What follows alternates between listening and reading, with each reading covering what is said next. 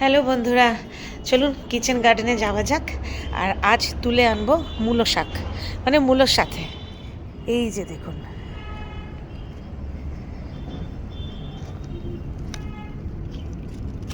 দেখেছেন, 3টে লাইন শুধু লাগানো হয়েছে মূলো, আর প্রত্যেকটা মূলোই বড় হয়ে গেছে। এই যন্ত্রণা, সবগুলো একসাথে বড় হয়ে গেলে কিভাবে সব একসাথে খাওয়া যাবে বলুন তো?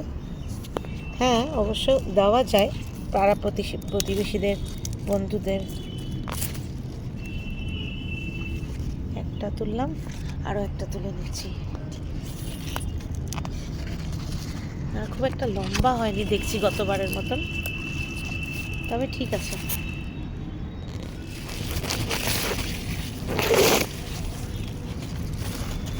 এই যে, ব্যাস আজকের জন্য এইটুকুই যথেষ্ট।